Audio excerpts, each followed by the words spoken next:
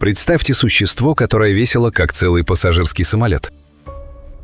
Аргентинозавр мог достигать от 70 до 80 тонн. Патаготитан еще больше.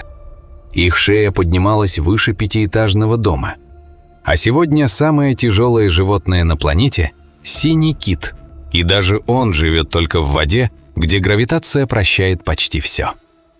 На суше таких гигантов больше нет. И, скорее всего, никогда не будет. Как же зауроподы сумели вырасти до размеров, которые кажутся нарушением законов физики? В этом ролике мы разберем 3 ключевых фактора – анатомию, питание и условия окружающей среды. А в конце я объясню, почему эпоха настоящих сухопутных колоссов закончилась навсегда.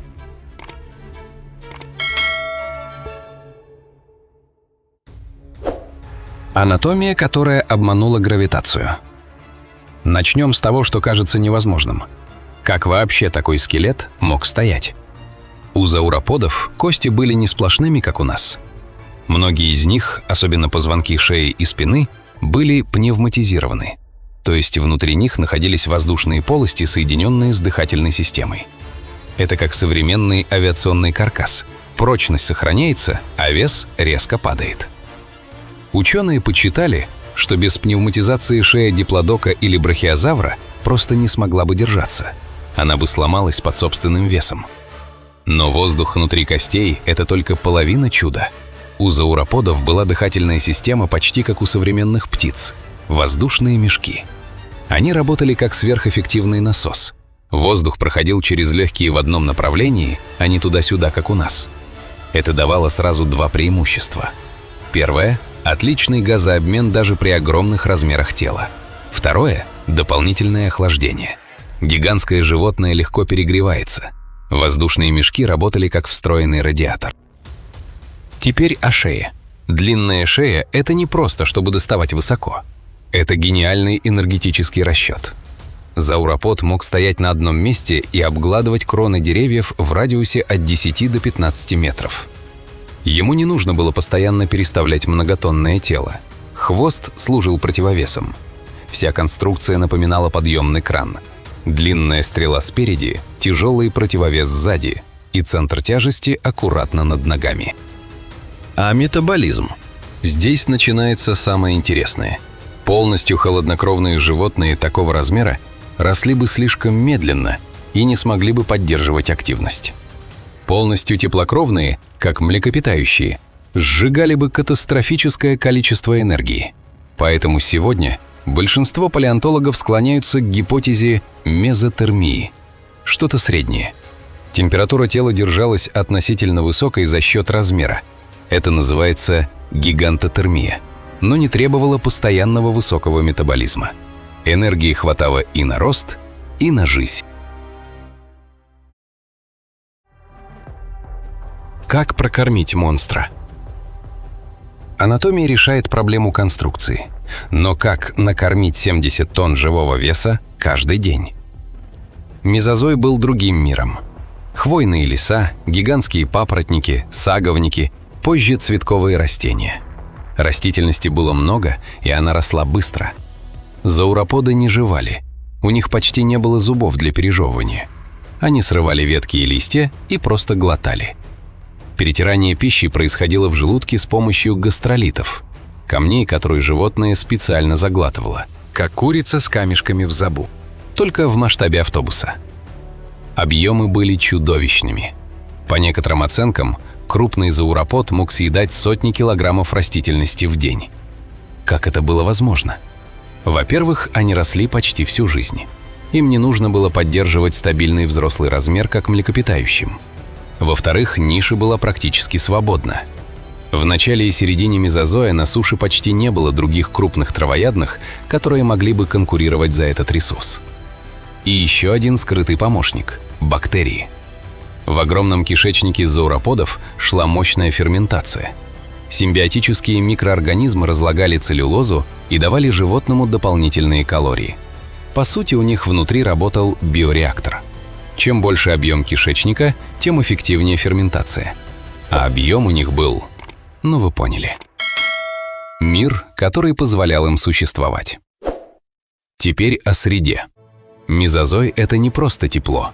Это другой состав атмосферы, другой климат, другие экосистемы. Кислород был выше, чем сегодня, хотя не настолько, как иногда пишут в псевдонаучных роликах. Климат более стабильный, без резких ледниковых периодов. Сезоны были мягче. Растительность могла расти почти круглый год на огромных территориях. Конкуренция за нишу крупных травоядных была слабой. Млекопитающие в то время были мелкими, ночными, прятались в тени динозавров. Крупные растительноядные рабочие места фактически ждали своих хозяев. И зауроподы их заняли. Есть и гипотеза гонки вооружений. Хищники становились больше, аллозавры, потом тираннозавры и гигантские кархародонтозавры. В ответ травоядные тоже росли. Размер сам по себе становился защитой. Взрослого аргентинозавра почти невозможно было убить даже самой крупной стаей хищников. Проще дождаться, пока он умрет сам, или охотиться на детенышей. А вот миф про пониженную гравитацию в мезозое – чистая псевдонаука. Физика не менялась, гравитация была той же. Просто биология нашла способы ее обмануть. Полые кости, воздушные мешки, мезотермия. Эффективное пищеварение и свободная экологическая ниша. Они росли как ракеты. Еще один ключ к гигантизму – темпы роста. По срезам костей ученые видят линии остановки роста – LAG-кольца. Они показывают, что многие зауроподы в молодости росли с бешеной скоростью. За несколько лет детеныш мог набрать тонны веса. Это критично, потому что маленькие зауроподы были легкой добычей. Чем быстрее ты становишься слишком большим, чтобы тебя съели, тем выше шансы дожить до размножения. Современные рептилии растут медленно и всю жизнь. Млекопитающие растут быстро, но останавливаются. Зауроподы взяли лучшее из обоих миров. Быстрый рост в юности и продолжение роста во взрослом возрасте.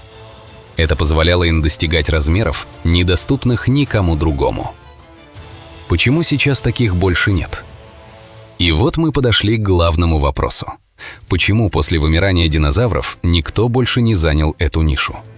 Атмосфера изменилась. Кислород и углекислый газ другие. Климат стал более нестабильным. Появились настоящие сезоны, ледники, резкие колебания. Но важнее другое. На сцену вышли млекопитающие. У них высокий метаболизм. Они тратят огромное количество энергии на поддержание постоянной температуры тела. При определенном размере эта стратегия перестает окупаться на суше.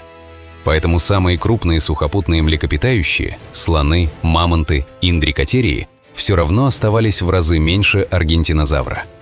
Единственный современный гигант, который перевалил за 100 тонн – синий кит. И он смог это сделать только потому, что живет в воде. Вода поддерживает тело. Гравитация почти не давит, а планктон в океанах дает колоссальный ресурс в одном месте. На суше такого бесплатного ресурса и поддержки нет. 3 фактора, которые сделали зауроподов возможными – особая анатомия, особое питание и особая среда – больше не совпали. И, судя по всему, не совпадут. Что осталось нам? Итак, полые кости и воздушные мешки. Эффективное глотание и бактериальная ферментация. Свободная ниша и относительно стабильный теплый мир. Плюс безумная скорость роста в молодости. Вот рецепт настоящего сухопутного гиганта. Гигантизм зауроподов – это не просто «они были большими». Это уникальное стечение эволюционных и планетарных условий, которое, скорее всего, больше никогда не повторится. Мы живем в мире, где самое тяжелое животное вынуждено прятаться в океане. А когда-то по земле ходили существа, рядом с которыми даже слон выглядел бы щенком. Если этот рассказ вас зацепил, поставьте лайк и подпишитесь.